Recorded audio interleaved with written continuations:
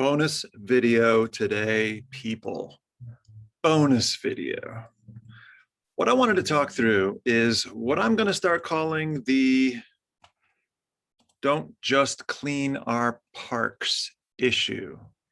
I have read through all of the Google Currents entries for both sections of English 338, and I was surprised to note the number of people who individually or together went to a particular park and were shocked at the amount of trash and litter that had accrued at those sites.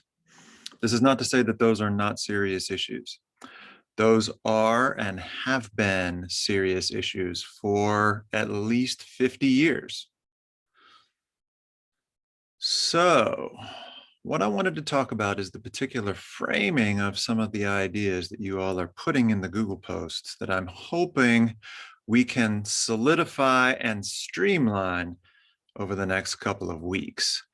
I have made a video and I have called it the Don't Just Clean Our Parks, a guide to framing your digital projects.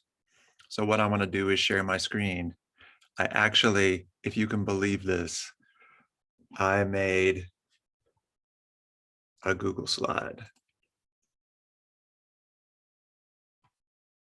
So where are we with all this? Don't just clean our parks. Now, in this, I am not saying you cannot make a really interesting and rhetorically effective digital story about a park. What I am saying is that it can't just say, look at how dirty this park is. Someone ought to clean it up. So what do I mean by this? This is the thing that I am seeing. My park is wonderful, but dirty, so clean it up. I've received different kinds of Google Currents posts on Bidwell Park, the lower park area, Upper Park, Bear Hole, Sycamore Pool, Guardian Trail, which is part of Upper Park, Table Mountain, the Sutter Buttes, Lassen National Park, which has already been protected. Let's be clear, it's a national park. Lake Tahoe, and a lot of local parks, lakes, rivers, beaches, and so on. The digital story project, however, is framed a little bit differently, and I want to make sure that you all understand that as you're getting your ideas together. I'm just going to read this aloud. Your aim as a rhetorically savvy storyteller is to offer not only information, but also perspectives that people might not have in order that they develop opinions, reach conclusions, and even take actions. Okay, interesting. For example, you might use this digital story to bring to light an issue that hasn't been productively discussed or whose significance you feel has been understated. Tell a story that we haven't heard. You could ask listeners to participate in some way or create something, experience the place in an issue, or place or issue in a new way. Your goal might even be to reframe a particular environmental or agricultural concern or feature for a new audience. That is a bunch of people who may not yet be familiar with this particular issue. As in all successful rhetorical texts, your audience should learn something new or be surprised by what we don't know. Make your digital story as personal as you feel comfortable with, bearing in mind that the personal can be highly persuasive to viewers and listeners. Okay, so clearly what I did in crafting this class was try to give you articles that would do that kind of work. As you see, for example, even in some of the titles of our pieces, there is an explicit turn toward the new or surprising. Listen to this one, the dystopian lake filled by the world's tech lust. Now, symbolically filled, not literally filled. You'd have to read to find out. But the idea is, here is this dystopian lake. Why is it dystopian? It's probably dirty as hell. Yes, it turned out to be dirty as hell, filled with all kinds of chemicals and weirdness. Is it just filled with those chemicals and that weirdness? No, it's symbolically filled by the world's tech lust. That is, our desire for lithium batteries to charge our ever new and more shiny tech products is filling up this lake with unmentionables. Same kinds of things existed in building bridges or how America's hottest city will survive climate change. We are going to learn something new, surprising, unexpected about climate change and about infrastructure, about redlining, about other kinds of things by focusing in on this particular place.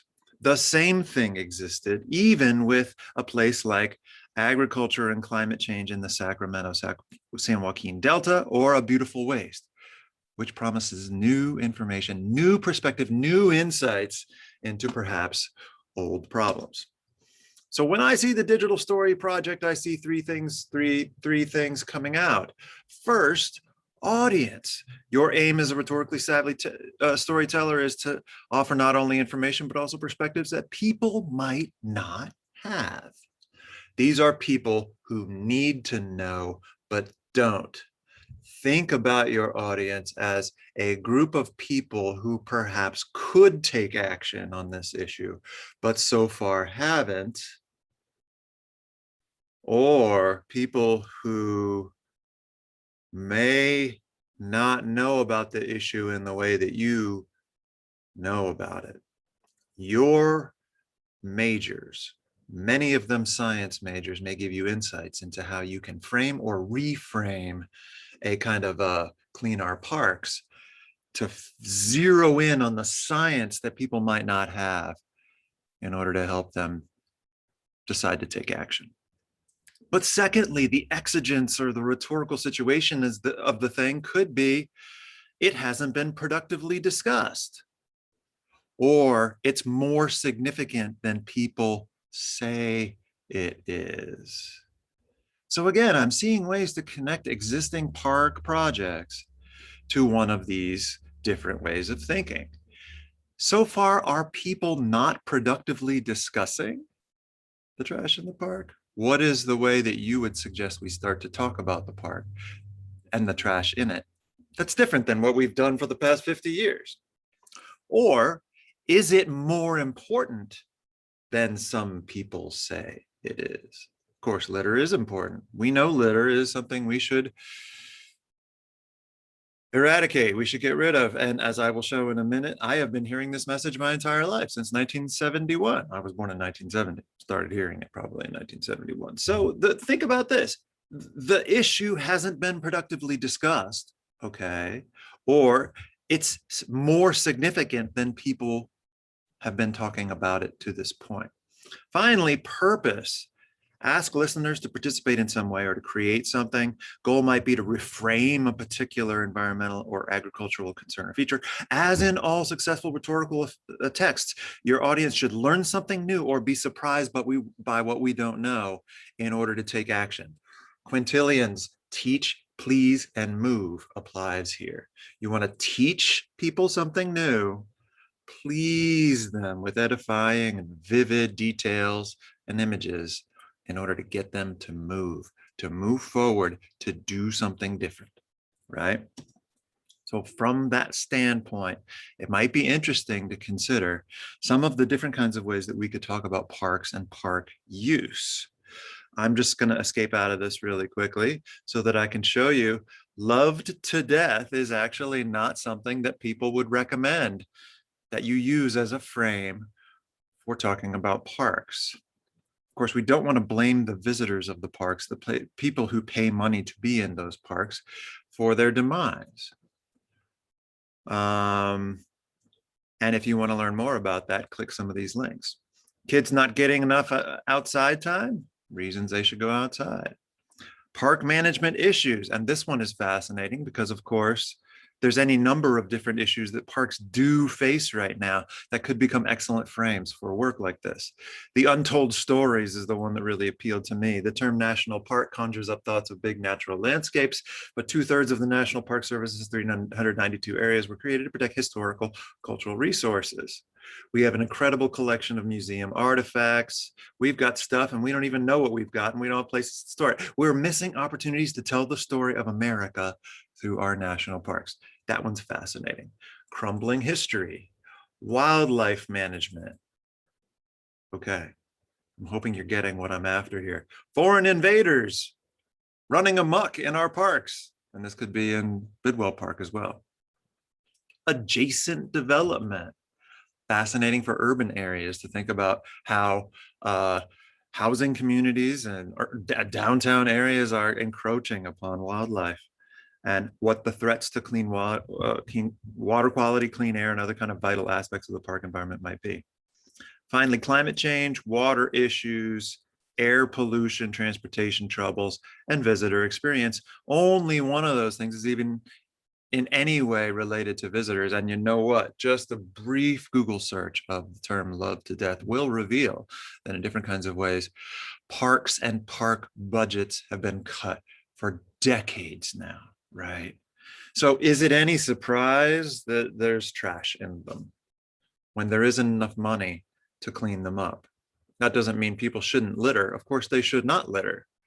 But maybe in the past, 30, 40 years ago, there was enough money in the budget to actually get that stuff cleaned up, or enough resources, trash trucks coming through on a regular basis and just emptying the trash cans. So all of these things point to not just placing the blame on the individual users of the park. Okay, so let's go back in here. I just wanted to mention one more thing really quickly. The local park website, Chico, California, for the parks is right here.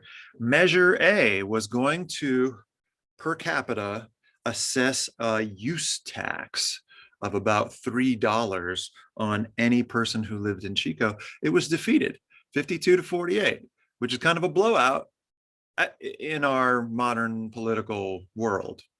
52 to 48 is close, but really kind of not close. 4 percentage points is a lot. So we tried this in 2020 and it didn't work. Things were going to improve because parks in this local area would have gotten more money to do certain kinds of park maintenance, management, expansion, and cleanup. And Chico decided against it. What's the deal? So finally, let's think about framing here. Who is your audience? You are not, of course you are, writing an assignment for a class. You are building a project to get a grade. I understand that, but I'm not your audience. You're not convincing me of anything. I mean, I would love to learn from your projects and I would love to be edified by what you produce. But the goal of this project is that you convince other people to take action. And I want you to imagine yourself as that kind of actor, because you are. In any environmental rhetoric course, the goal should be to get you all outside and to get you engaged in environmental issues. During a pandemic, I made the choice to do a digital story. If there were not a pandemic, I think we might be out protesting with Mark Steeman's class on environmental issues, which we might do more of in the future iterations of this class. For now, though, remember this. Who is your audience? If they already know what you're talking about, if there's people in Chico, right, who already know that the parks need to be cleaned up, why haven't they solved the problem already? Is language and the way that we use language partly to blame? Are we not framing the issue well enough to capture people's imagination? How would you reverse that 52-48 so that we can finally get a measure A like that passed in the future? And if they don't know, how can we tell them? Why are you telling them? What do you hope they will learn or do in their own lives? If, for example, you are in Chico right now and you're thinking about making a Chico Parks Are Beautiful digital story, who needs to hear that message? Not people who already know Chico Parks are beautiful. Not me. Like, I get it. Not other people who live in Chico. So again, who is your audience? What do you want them to know about your little slice of the world? Secondly, what is the problem or issue that you think your digital story might help solve? Sure, there's trash in the park, but is that the real issue, that park visitors are lazy? Done now.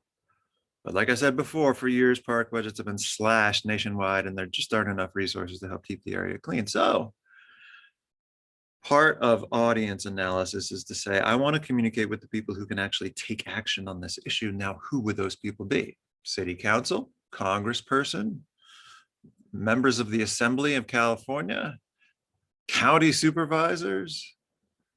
That's a good list.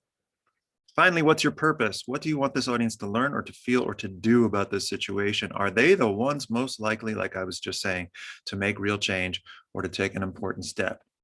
We need to communicate with them, not people who just love the park, unless that's your real purpose. And then we have to figure out what is it you actually want to know and tell them. Woodsy the Owl, 1971. I grew up with these TV ads plastered all over the 3 television stations that I had growing up. His catchphrase, give a hoot, don't pollute, and lots of ads on a regular basis that preceded the world's first Earth Day in, I think, 1977.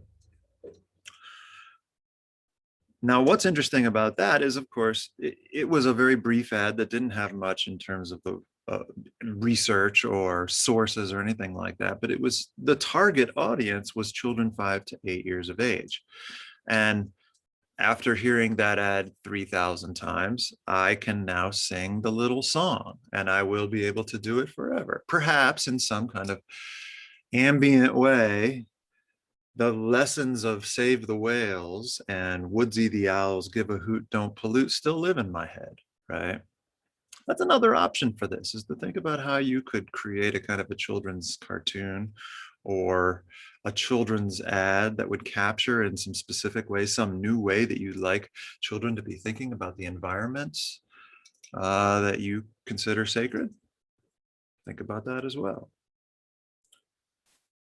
But let's be forewarned that just don't pollute as a message has been around for 50 years. And therefore, people might also, like I was saying before about green fatigue, be a little tired of the don't pollute message.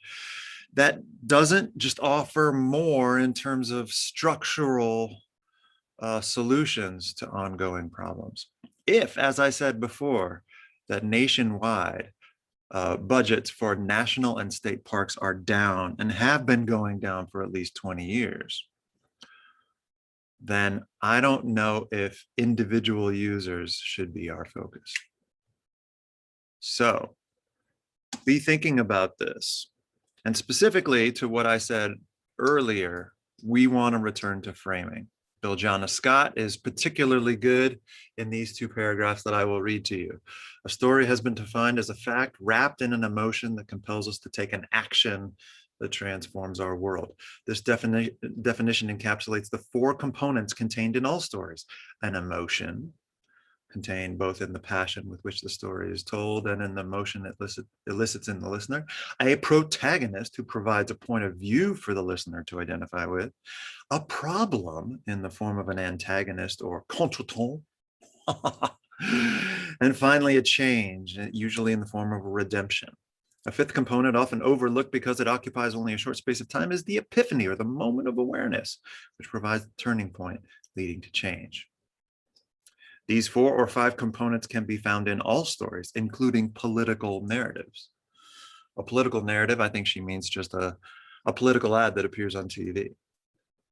But another thing she says is stories are a key resource in persuasion because they structure events, create cohesion, and invite identification, not only with actors, but with values as well.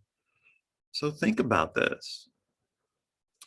What values are you hoping to promote? How is that surprising and interesting for your audience, but yet something that they might identify with?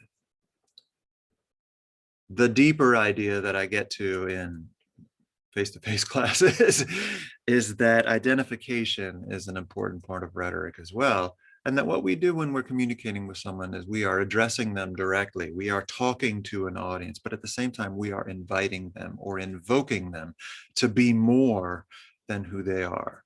By asking someone to care about a piece of land that they may not care about, to show them reasons for caring about it, to think differently about a piece of land, ecology, or something like that, or to use your scientific insights to show us, teach us something different about this particular place would be something really, really valuable.